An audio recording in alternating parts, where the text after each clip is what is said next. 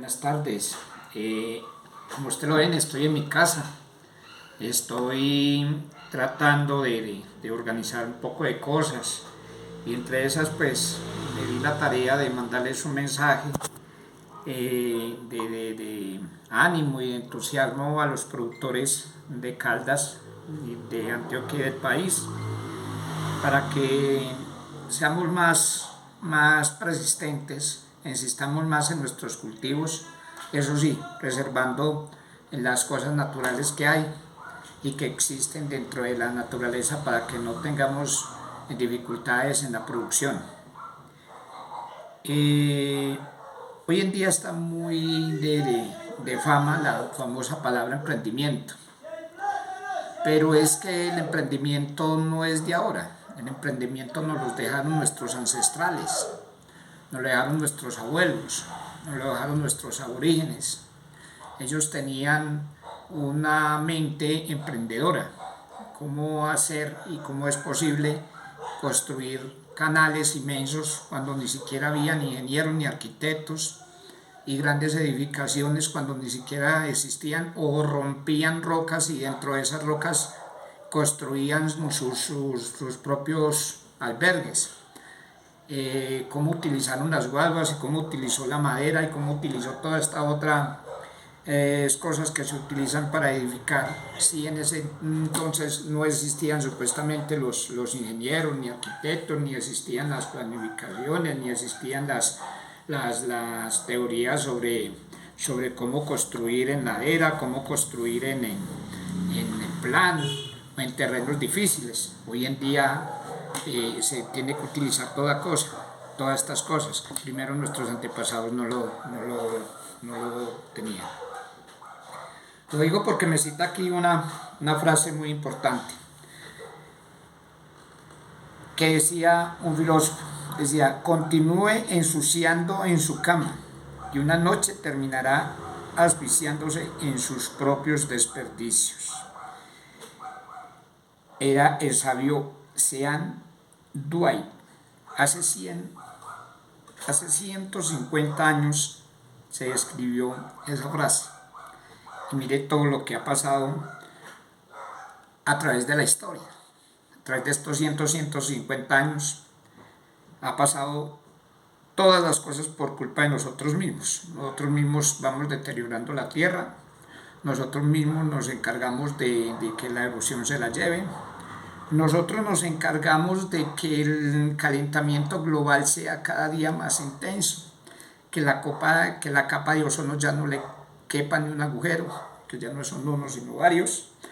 Entonces, así todo esto lo venían anunciando hacía mucho tiempo, pero nosotros no nos preocupábamos por esas cosas. Empezamos produciendo panela orgánica de esta forma. Este mensaje para los paneleros. Esta panela primero no venía con este empaque bonito, no venía con este plástico aforrándose, protegiéndose. Ahorita por cuestiones de salud se debe hacer. No existía esta forma de atadito de panela chiquitico, muy bueno para unas 2 personas o 3. Primero existía este atado, que era un coco de madera que utilizamos para pesar, y era muy bonito. Vamos a hablar de la panela. Recordemos pues que la panela viene de una planta que se llama caña, y hay caña de azúcar y caña de panela, y entre esas hay varias variedades que contienen dentro de ese sí la parte técnico asistencial. Nuestros campesinos cortaban esa caña, la cargaban a hombro hasta un sitio que se llamaba cargaderos.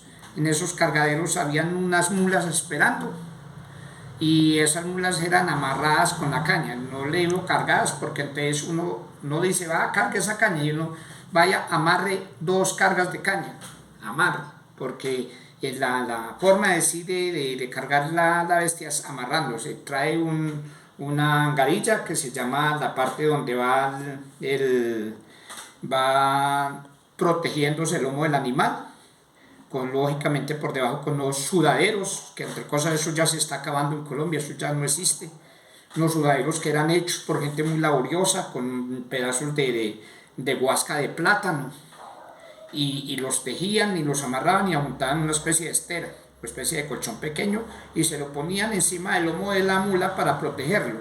Y encima de ese lomo iban unas garillas que eran unos cuartones entrecruzados para de ahí amarrar los famosos garabatos, que esos garabatos eran los que se llenaban de caña y luego se amarraban, y era un verdadero genio y un verdadero técnico el tipo que supiera amarrar. Yo amarré caña mucho tiempo.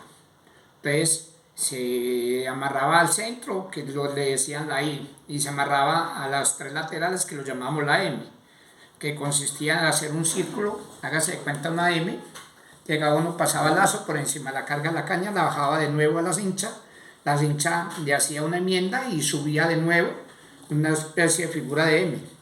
Aquí hacía un bozal, apretaba muy fuerte, la llevaba de nuevo al centro y recogía y recobraba. Esto lo podía hacer uno con un palo o con la mano, si llevaba guante o se ponía un trapo. En ese entonces utilizaba mucho el luciabrigo, le lo amarraba en la mano y jalaba fuerte el lazo y recobraba. Y esa carga de caña quedaba completamente segura ahí. Algunos que no sabían mucho cargaban y se les chorreaba la caña, o les decían que eran unas maletas, les decían que iba de carriel, porque no sabían calcular bien el índice de la caña. Luego esta caña era llevada al sitio de transformación que se llamaba ramada. Era una especie de centro de acopio. Y allí era pasado en un mayal, por una máquina con un mayal, una máquina de chumacera. Eran dos chumaceras, dos cosas de acero fuertes, tenían un entremedio y un poco de dientes. En esos dientes, entre medio de los dientes, había un roto y por ahí metía uno una caña, una sola caña. Y era alada por una bestia, por una mula no, por un caballo o por una yegua, porque una mula no, porque la mula es muy lenta. Entonces era una yegua o un caballo que fueran muy rápidos y ojalá no fueran muy gordos. Porque hay una frase que dice por ahí, es que estamos moliendo con yeguas gordas, porque el animal gordo pues no tenía la capacidad de correr y hacer esto. Entonces de ahí salía un guarapo que era conducido por unos canales a un canal. Incluso en ese entonces, hombre, benditos y amigos, las cosas han cambiado mucho. Hoy en día utiliza cosas de baldosa, utilizan acrílicos, utilizan tubos de PVC, utilizan poco de cosas. Primero utilizaban unos que los llamábamos atenores, rompíamos un aguado por la mitad y ahí sacamos la canoa y se la instalamos a un ladito de la máquina o la chumacera, y ahí salía el jugo que llamábamos guarapo. Este era conducido a un pozo hecho en cemento que lo llamamos pozuelo. De ahí, ese pozuelo yo conducía al primer fondo. Era un fondo que lo llamábamos el guarapero, el caldero grande. Ese horno era construido sobre la pendiente, muy definido, de 3 a 4 o 5 centímetros sobre la pendiente, calculando que le diera la chumacera para que la candela cogiera fuerza y subiera hasta la chimenea. Y ahí se cubrían los 6 fondos que se necesitan para elaborar panela. Hoy en día hacen 2 entre fondos, pero por eso es que la panela no les queda como debe de quedarles. Cuando ya caía en el primer fondo se empezaba a hervir. Ahí detrás había un roto que se llamaba el roto del atizador, el atizadero, y a eso le atizaban, le hacían fuego con guadua, con el bagazo de la caña. El bagazo es lo que sobraba después de haber pasado por la chumacera, lo ponían a secar y ese servía para combustible. Y entonces se utilizaba guadua, incluso caucho para hacer esto, cisco de café, que es el ripio del café, y se formaba una gran candelada y se empezaba a hervir el guarapo. Cuando antes de empezar a hervir se le echaba una sustancia que se llamaba, de un palo que se llama balso. Es un palo que tiene como una especie de baba o látex, y eso cogía uno y se lo echaba ahí sobre sobre el fondo del coso, lo guarapeaba con el remellón. El remellón era como una taza así grande, amarrada por un palo, por una cuerda, y empezaron a hacer eso, las remellonajes. Cuando uno ya sacaba ese guarapo del piro, ya todo eso se encimaba y salía una costra por encima negra y de muchas cosas de colores ahí por encima, y eso era llamado cachaza. Esa cachaza la sacaba uno en la canoa y luego era alimentándose bestias o cerdos o cosas con ese, o ganado con esa cachaza, pues porque eso tiene una gran cantidad de proteínas y energías, que luego le voy a estar hablando de eso. Luego seguíamos y repartíamos ese guarapo en 5 más. Entonces el contraguarapero, el contramielero, los dos mieleros y el puntero. Entonces eso cogía, iba por paso a paso. Y aquí, mientras que eso sucedía en los otros, aquí se volvía a hervir. Cuando este de acá ya tomaba el punto de miel, perdón, antes de hacer eso iba otro producto que se llamaba cadillo, que también es parecido, y cadillo era porque le pegaba a uno de la piel. Entonces ese producto se maceraba y también sacaba un látex y acababa de limpiar todo. Cuando ya estaba ya convertido en la miel, utilizaban un pedacito de panela, de manteca. Me acuerdo yo que en ese entonces era muy famosa la manteca, la blanca, era sebo, eso era mero sebo.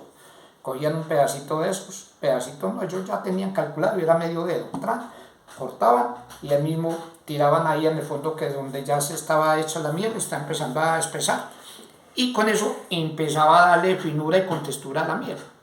Cuando ya eso estaba echando borbollones, tenían un recipiente ahí, una tacita con agua, metían los dedos al agua, la mojaban bien y rapidito lo metían y se lo metían allá al fondo, y lo sacaban rapidito y volvían y lo metían ahí y salía una costra. Si quebraba esa costra, ya era punto de panela. Entonces esa miel era tirada a las canoas y era por un experto pues en batir la panela, la batía bien con un mecedor, la colocaba, y luego había una espátula, así la llamaban, una cosa parecida a estos libros, y hacían aquí así, la traían a un solo sitio, y aquí se amasaba con esta misma espátula, se amasaba bien. Cuando ya estaba bien amasada, que había una masa homogénea, entonces cogían un coco, pesaban, había unos expertos, unos berracos para eso, y pesaban a 2 manos, que la traían aquí, la hallaban contra la mesa, contra la batea, y pesaban, y ahí salía este atado de panela. Ahí salía 1 libra de panela. 1 libra es una cosa de estas. Aquí vienen 2, un atado. Y luego con el tiempo sacaron esta modalidad, un tarrito más pequeñito, está muy famoso por ahí.